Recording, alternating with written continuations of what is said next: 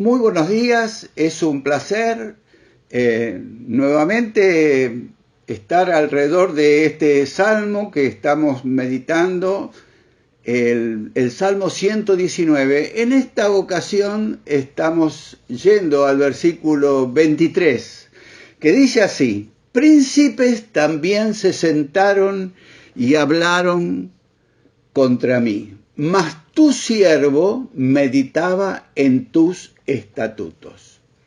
El salmista, en el versículo anterior, habló del tiempo en que le tocó soportar el oprobio, a lo cual le dio menor importancia por tratarse de que quizás proviniera de personas que tuvieron una menor incidencia en su vida.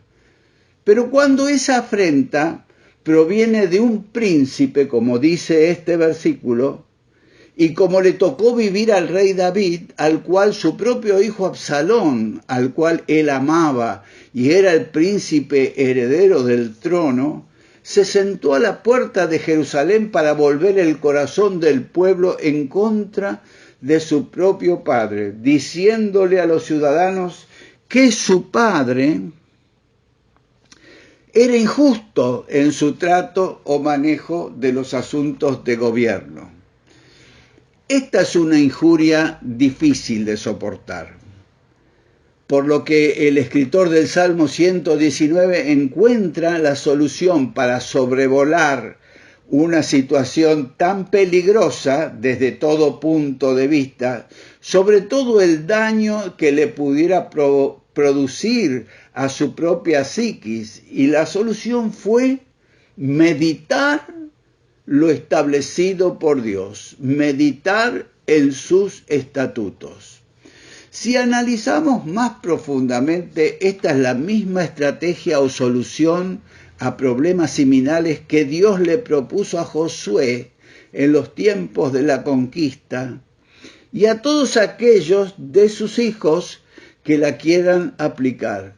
Cuando dijo: no se apartará de tu boca este libro de la ley, sino que de día y de noche meditarás en él, para que guardes y hagas conforme a todo lo que en él está escrito. Entonces harás prosperar tu camino y todo te saldrá bien. Josué 1:8.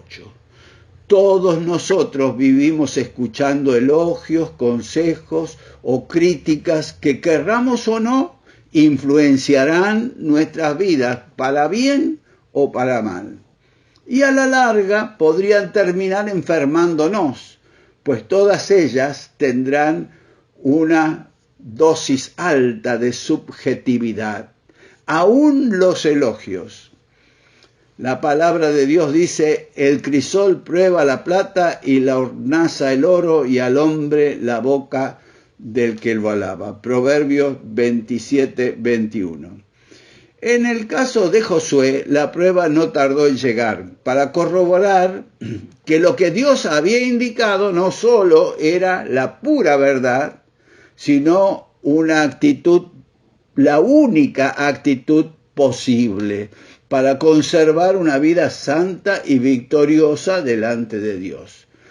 Ni bien escuchó el consejo de sus colaboradores más selectos, sin meditar lo que Dios tenía para decirle al respecto, llegó al fracaso en la toma de la ciudad de Jai.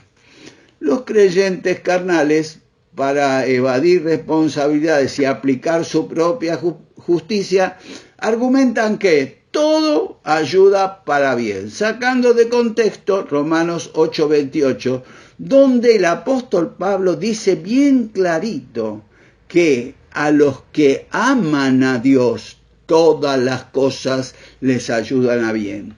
No se puede pretender amar a Dios sin hacer lo que Él nos manda. Ni siquiera permanecer en continua escucha y meditación de su palabra cuando la voz de nuestra propia justicia nos está aturdiendo. Nuestra justicia debe callar, porque esta es la única manera en que podamos coincidir con el propósito para el que fuimos llamados.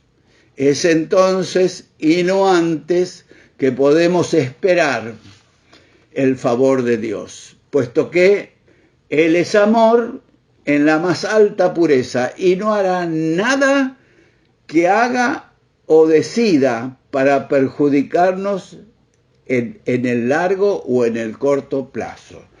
Nuestra mente y nuestros sentimientos están íntimamente relacionados entre sí. Por esta razón, Elías preguntó: ¿hasta cuándo claudicaréis vosotros entre dos pensamientos? Si Jehová es Dios, seguidle, y si Baal es Dios, id en pos de él. Y el pueblo no respondió palabra. Si nuestra mente no encuentra descanso en un pensamiento de paz, nuestro corazón irremediablemente vivirá acelerado. Solo en Dios nuestros pensamientos pueden hallar descanso y evitar entrar en una permanente tensión. Y aquí llega la pregunta que la mayoría de los mortales se hacen: ¿cómo podré descansar?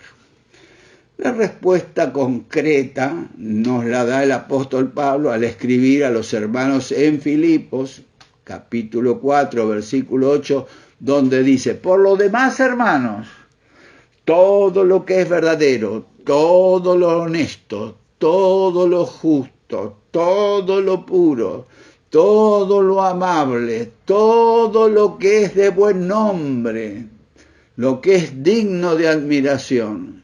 Si hay virtud alguna, si algo digno de alabanza, en esto pensad.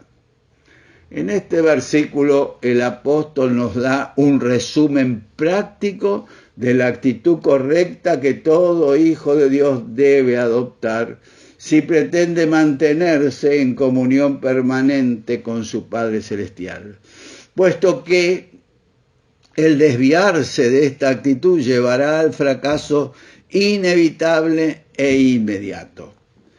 Moisés, a los 40 años, tenía grandes proyectos y excelentes ideas propias acerca de qué hacer en bien del pueblo de Dios, que era su pueblo de origen, los israelitas. No obstante, le llevó al Señor Dios 40 años más hasta que fueron destruidos esos pensamientos e ideas, y Dios pudo hablar con aquel hombre que ya había elegido y guardado de antemano.